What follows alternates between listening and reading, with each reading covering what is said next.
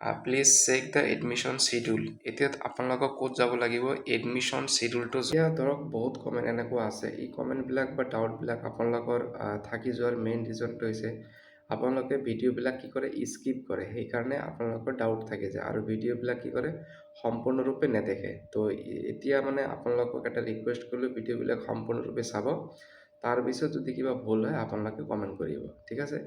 সকলোকে মোৰ ইউটিউব চেনেললৈ স্বাগতম জনাইছোঁ। তো আজি আমি আকৌ এটা নতুন ভিডিঅ'লৈ আহিছোঁ।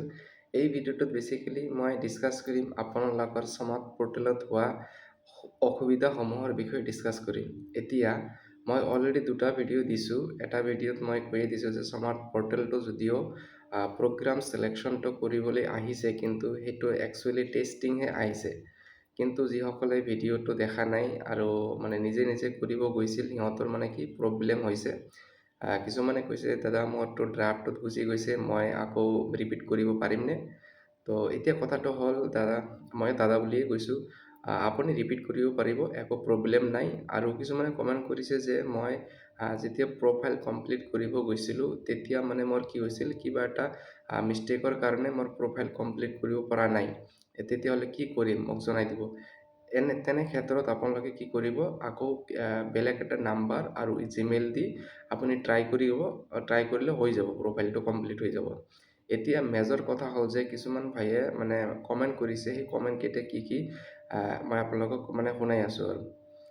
কাৰেকশ্যন উইণ্ডোটো কেতিয়া খুলিব, এজন ভাই কমেণ্ট কৰিছে। এতিয়া ৰাতি কেইটা বাজে যদি মই চাওঁ, 1:40 হৈছে ৰাতি।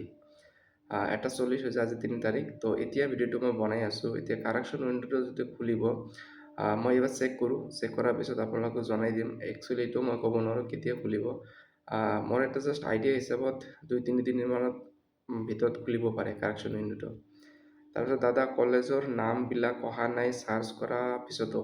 এতিয়া কলেজৰ নামকেইটা অহা নাই, ৰিজন এইটো টেষ্টিং চলি আছে, সেইকাৰণে কলেজৰ নামকেইটা অহা নাই। আহিব, অলপ ধৈৰ্য ধৰক আৰু ৱেইট কৰক।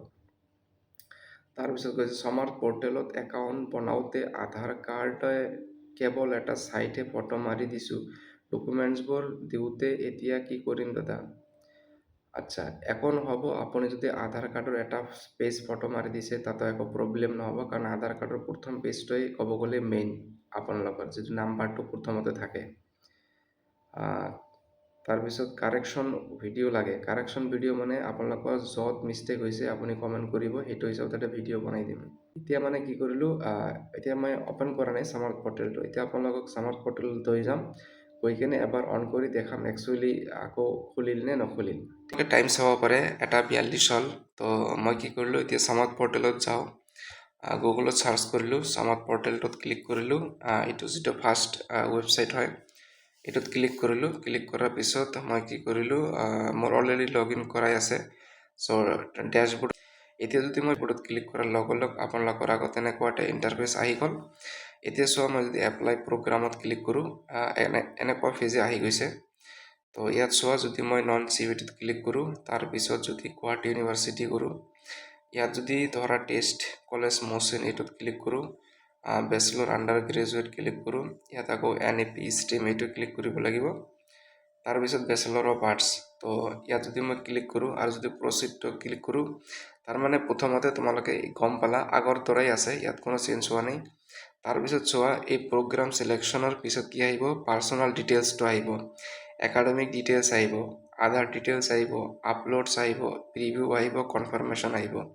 তাৰমানে আজিও এই উইণ্ডোটো খোলা নাই। আই থিংক 2-3 দিনৰ ভিতৰত এই উইণ্ডোটো খুলিব পাৰে। খুলিলে আপোনালোকক আৰু এটা বস্তু দেখাওঁ।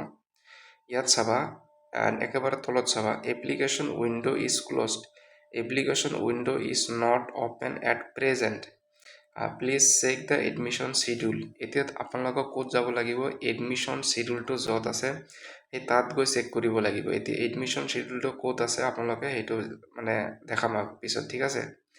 তো আজিৰ ভিডিঅ'টোত ইমানখিনিয়ে।